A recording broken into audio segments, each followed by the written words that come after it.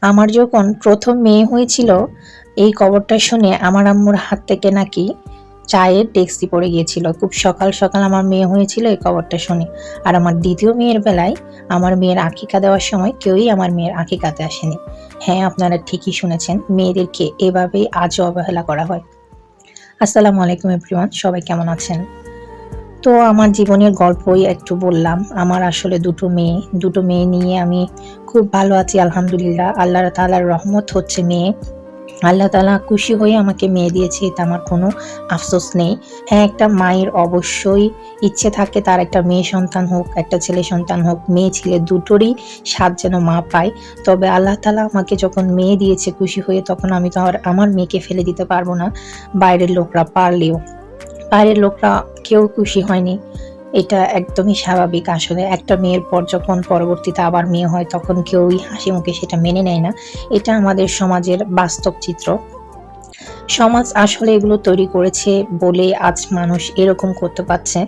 আমার ছোট মেয়ে যখন হয়েছিল, তখন ডাক্তার আমাকে আগেই বলে দিয়েছিল, খবরটা শুনে কেউ খুশি ছিল না। যখন কোলে মেয়ে দেখলো, তখন তো আরোই কেউ খুশি নয়। সবাই হচ্ছে মনমরা অবস্থায় ছিল।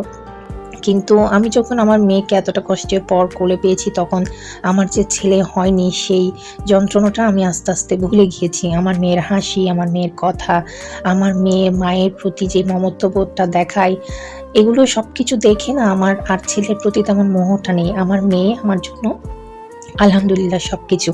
আমি বিশ্বাস করি আল্লাহ তাআলা যখন আমাকে মেয়ে দিয়েছে, তখন আমার মেয়েগুলোকেই তিনি ছেলে রূপে তৈরি করে দিবেন। আমার কোনো সমস্যা হবে না।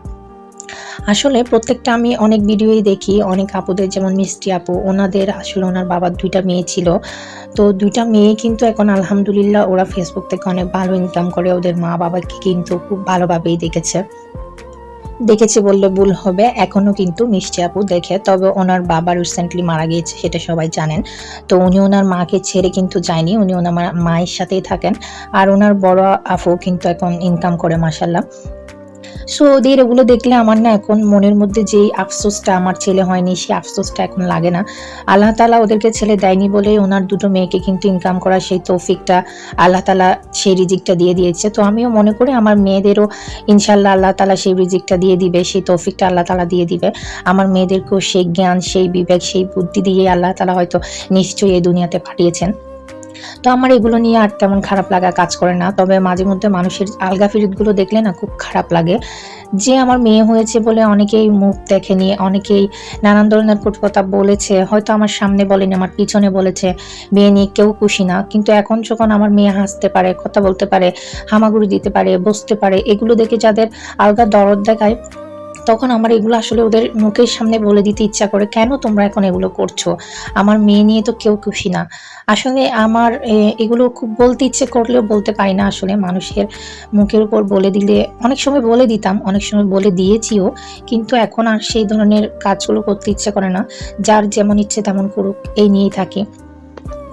আমি মনে করি ছেলে হোক বা মেয়ে হোক, আল্লাহ তাআলা কিন্তু তাদের প্রত্যেকের রিজিক দিয়েই এই দুনিয়াতে পাঠিয়েছে। মা-বাবার সন্তানকে যে ভরণ পোষণটা করতে হয়, সেটা আল্লাহ তাআলাই কিন্তু উপরের রিজিক দিয়ে দেয়। একটা বাবার যখন আরেকটা সন্তান চলে আসে, তখন উপর থেকে রিজিকটাও কিন্তু আল্লাহ তাআলাই